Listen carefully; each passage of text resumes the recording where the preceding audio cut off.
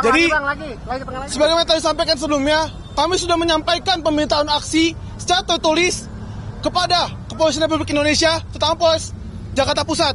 Karena kami memang merencanakan bahwa aksi ini akan dilakukan di Bundaran HI, teman-teman. Namun, yang kami dapati ketika kami sampai di Semanggi, malah kita dihadang, kita dipaksa dorong-dorongan dengan polisi. Dan bahkan kami sudah menyampaikan bahwa kami telah memberikan pemberitahuan, tapi mereka hanya tertawa. Mereka hanya mengetahui kami, mereka hanya pura-pura menelpon atasannya. Kami juga sudah menyampaikan keresahan kami bahwa kami melaksanakan sholat Jumat.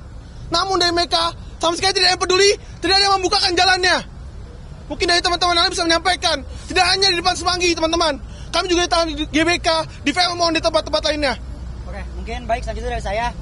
Saya adalah salah satu bagian dari koordinator lapangan yang tadi masa kami terpecah oleh bentuk pencegatan dari kepolisian.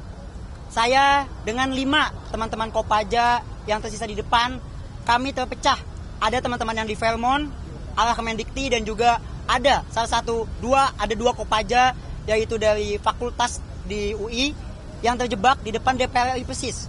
Dan kita di situ tidak bisa maju, tidak bisa mundur sama sekali, bahkan kepolisian menghadang, hampir menggunakan tindakan represif.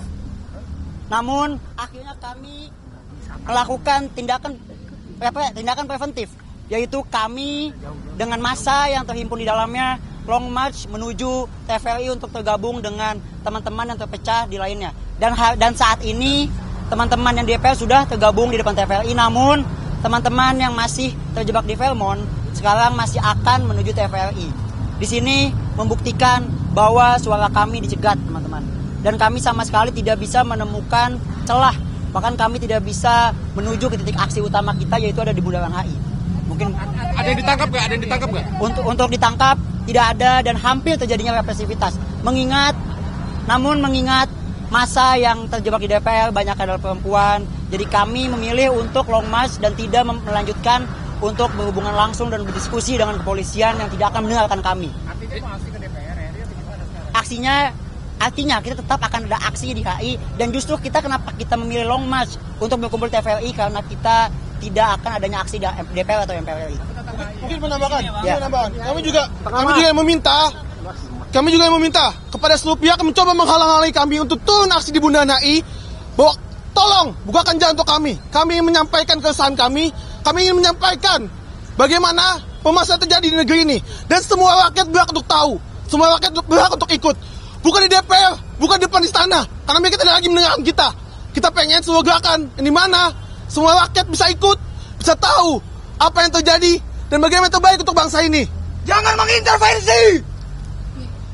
Pada hari ini kami menyampaikan kekecewaan kepada para pemerintah bahwasannya hari ini kami tidak akan kembali mengadakan aksi di gedung-gedung pemerintahan. Kami ingin hari ini tuntutan ataupun apapun yang kami tuntut hari ini itu bisa didengar oleh pemerintah dan bisa dievaluasi untuk lebih baik.